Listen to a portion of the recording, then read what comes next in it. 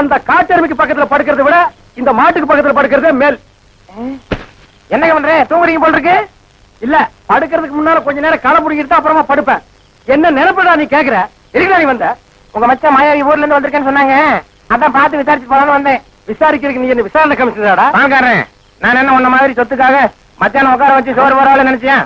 டேய், யாரா பேசுறா அப்படி? அதான் ஊரே பேசுவேன். ஊருக்குள்ள யாரா பேசுறா? அட நானே பேசுறேனே. உன்னை எல்லாம் நான் மனுஷனாவே மதிக்கிறதுலடா, மயில்கல் ரேஞ்சுக்கு தான் மதிக்கிறேன். மரியாதை இங்கிருந்து ஓடி போயிரு, இல்லன்னா காலையில ஊத்துற பால்ல விஷத்தை வச்சு உன்னை நான் கொன்னிடுவேன். ஒன்றரை வாழை என்ற நாயே நக்காது. அப்புறம் நான் எப்படி குடிப்பேன்? ஓடி போயிரு, கொச்சு மேல மிஸ் பண்ண ஓடா. இது உன்னை வெடிட்டு பேசிக்கிறேன்.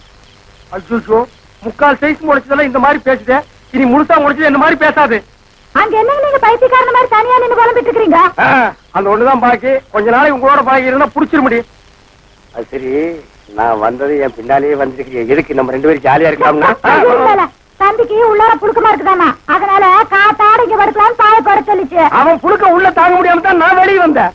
அப்புறம் அவன் இங்க வந்தான காத்தங்க ஆடுறது. அவன் அண்ணாத்தான் என்ற நம்பி திட்டு உங்களுக்கு தூக்கம் வராத. ஒன்ற தம்பி முடிச்சுதான் எந்த நேரம் பார்த்தாலும் இடி விழுந்த மாதிரி இருக்கு. அப்புறம் சிட்டாம ரெடி பண்றது. அக்கா, வயசான காலத்துல சின்னமா தூங்கின மண் இல்லாம என்ன நல்ல பண்ணிட்டு யாருக்கு வயசாச்சு? செருப்பு கட்டி அடிச்சு போடுவேன். உக்கால கால்றா. என்ன நீங்க இது போய் கோச்சுக்கிட்டு? தம்பி உங்க நல்லது நல்லது. இதுக்காக சரி விடுப்பா. கண்ணு நீ பார்த்து சாமி இருக்கா. வேட்டைக்காரன் எந்த நேரம் நாயை தலைமாட்டில கட்டிட்டு தான் படுப்பான். பாதரே, குட் நைட். குட் நைட் செல்லிலும் கொப்ப குறைச்சிருவானாக்கும். ஏய், என்ன மச்சான் இது கொப்பனா இருக்கலாம், ஆனா நாய் தான். பார்த்து படே, தூங்கும் போது மண்டையை கடிச்சிட்டு போகுது.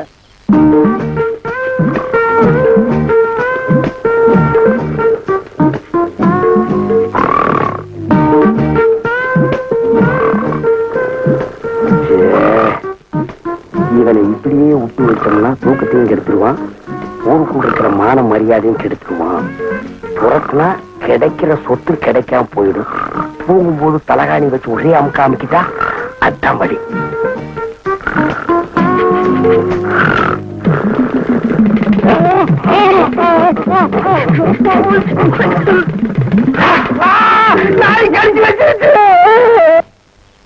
நாய் கடிக்கிற வரைக்கும் அப்படியெல்லாம் பால்கார பண்ணிட்டு இருந்தீங்க? அது வந்துக்கா, என்ற வீட்டுக்காரி என்ன ஒரு மாதிரியா பார்த்தாளா, என் உடம்புக்குள்ள பூந்து குறுகுறுன்னு என்னமோ ஆடுற மாதிரி தெரிஞ்சுது. நானும் ஒரு நினைப்புல புறப்பட்டு போனா ராத்திரி நேரம் பாரு, கால் இடறி கப்படு கீழே விழுந்துட்டேன். விழுந்த இடத்துல நல்லா மொசுன்னு கை கடக்கமா என்னமோ தென்பட்டுச்சு. என்ற வீட்டுக்காரி கைதான்னு கப்புன்னு அமைக்க பிடிச்சனா, அப்புறம் தான் தெரிஞ்சது அது என்ற வீட்டுக்காரி கை இல்ல, நாய் வேலை அமைக்க பிடிச்சிருக்க. தனியா பிடிச்ச நாய் வலி தாங்காம கடிச்சு வச்சிருக்கான். அட பைத்தியக்காரா, கடிச்ச நாய் என்னையே ஆச்சு? விட்டுவனா துரத்தி பிடிச்சு சாவடி அடிச்சுட்டேன். நான் வரும்போது துடிச்சிட்டு நிக்குது. அடடாடா, தப்பு பண்ணிட்டிய பால்கார. 16 நாளைக்கு அந்த நாயை சாகாம பாத்துக்கணுமே. ஐயோ, அந்த நாய் இந்நேரம் செத்து போயிருக்குமே. ஏன் வைத்தீர? அப்படி செத்து போயிருந்தா என்ன பண்ணும்? ஒண்ணுமில்ல, அந்த நாய்க்கு இருக்கிற எல்லா குணமும் உங்களுக்கு வந்து கம்பத்தை பார்த்தா காலை தூக்கிங்க, கல்லடி பட்டே சாவிங்க. எப்படியாவது 16 நாளைக்கு நாயை சாகாம பாத்துங்க. நான் சாக விட மாட்டேன் வைத்தீர. என் சொத்தே அழிஞ்சாலும் பரவாயில்ல, 16 நாளைக்கு அந்த நாயை பக்குவமா பாத்துக்க வேண்டியது என் பொறுப்பு.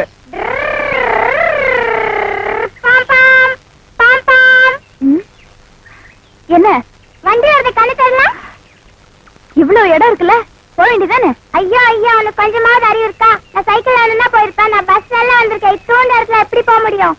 சரிங்க சார், போங்க.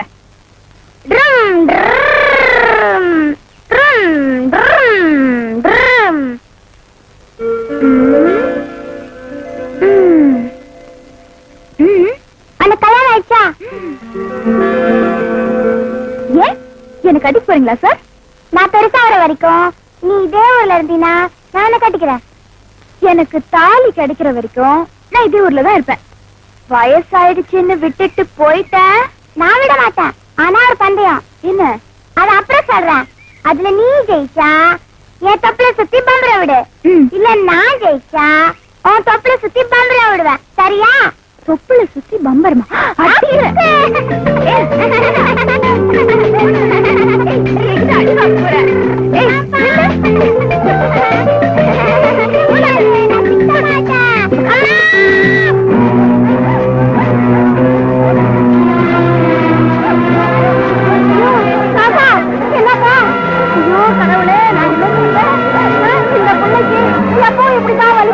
இன்னைக்கு ரொம்ப அதிகமா இருக்கு.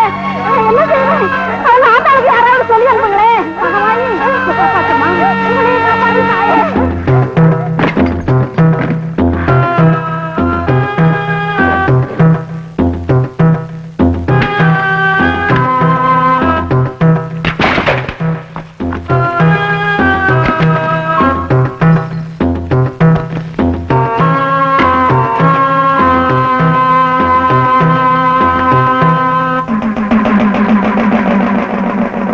முடியலையா என் குழந்தைய எப்படியாவது காப்பாத்துங்க ஐயா ஐயா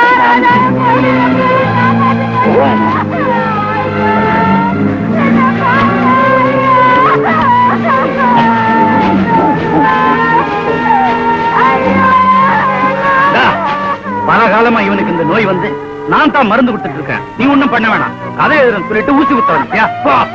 இது நரம்பு சம்பந்தப்பட்ட வியாதி. நாட்டு மருந்து அவ்வளவு சீக்கிரம் கேட்காது. நான் முதல்ல ஒரு இன்ஜெக்ஷன் போட்டுறேன். மத்தது அப்புறம் பேசிக்கலாம். நிறுத்து. இவனுக்கு என்ன வியாதின்னு எனக்கு தெரியும், என்ன மருந்துன்னு எனக்கு தெரியும். உனக்கு ஒண்ணும் தெரியாது. போ. ஐயா, ரொம்ப வருஷமா அதை கவனிக்காம விட்டதுனாலதான் பையனுக்கு இப்படி ஒரு நிலைமை. முதல்ல இன்ஜெக்ஷன் போட்டுறேன் ப்ளீஸ். அவனை புள்ள ஊசி போராடிட்டு இருக்கா. இந்த நேரம் பார்த்து ஊசி போடுறது நல்லா இருக்கு. ஐயா வைத்தியரே, என் புள்ளைய கொஞ்சம் சொல்லுங்கம்மா. அம்மா கொஞ்சம் சொல்லுங்கம்மா. ஐயா சொல்லுங்கய்யா. ஐயா ஐயா, நான் இனிமே உத்தரவு இருக்க மாட்டேன். ஐயா ஐயோ, நான் இனிமே என்ன அப்பா என்ன விட்டு போயிட்டேன். ஐயோ ஐயோ ஐயோ, நான் என்ன அப்பா. ஐயோ என் புள்ள போயிட்டானே. கிறிஸ்தவ குழந்தைய பறி கொடுத்துட்டு கதறாளே. குழந்தை வசூல போட்டு போட்டு என்னங்க பிரயோசனம், என்ன பிரயோசனம்? பெத்தவ புத்த புள்ளிய காவு கொடுத்துட்டு கதறாளே. நீங்க நல்லா இருப்பீங்களா? ஒரு பச்சை மண்ணை அழைச்சிட்டீங்களே, அந்த பாவம் உங்களை சும்மா விடுமா? சும்மா விடாதீங்க, சும்மா விடாது.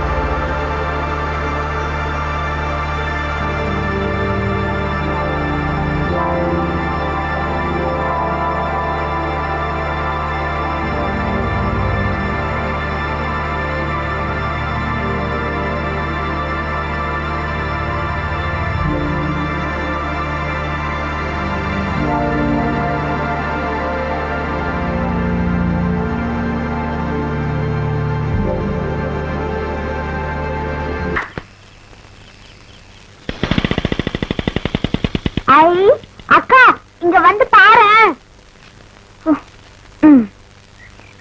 ஏய் என்னடா எதுக்கு கூப்பிட்ட? அங்க பார். அம்மா என்னடி இங்க வந்து பாரு. ரேவதி என்னம்மா? அவ என்னமோ சுடுதலை கால்ல போட்ட மாதிரி கத்திட்டு இருக்கா. என்னன்னு போய் பாருமா. அவளுக்கு வேற வேலை இல்ல. ஏய் என்னடி? அக்கா நீ ஆசையா எடுத்த செடியில பூ பூத்திருக்கு பாரு.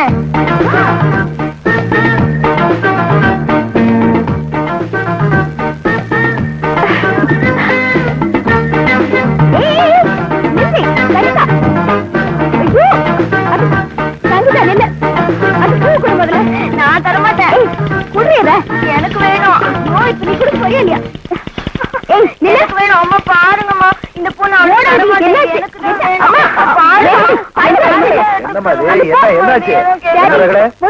பூ கொடுக்க சொல்லுங்க. நான் தரமாட்டேன். சரி நீதான் வேற பூ பறிச்சுக்க. அவ வேற பூ எடுத்துக்க வேண்டியதானே. எனக்கு செம்பருத்தி பூ தான் வேணும். செம்பருத்தி பூ தான் வேணுங்கிற அளவுக்கு அதுல என்னடி இருக்கு?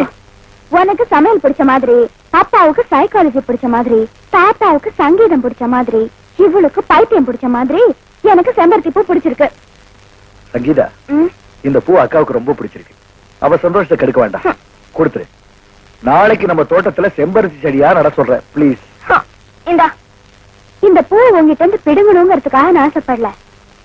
எங்க இந்த பூ கசங்கிடுமோன்னு பயந்தேன். ஏன்னா இதுல இருக்கிற இந்த 5 இதழ்ல ஒண்ணு தாத்தா, ஒண்ணு அப்பா, ஒண்ணு அம்மா, ஒண்ணு தங்கச்சி, ஒண்ணு தம்பி. இது எல்லாத்துக்கும் நடுவுல இருக்கிற இந்த மகரந்த மாதிரி நான் என்னமோ தெரியல. இந்த பூ என்கிட்ட இருக்கும் போதெல்லாம் நீங்க எல்லாரும் என்ன சுத்தி இருக்கிற மாதிரி ஒரு சின்ன சந்தோஷம்.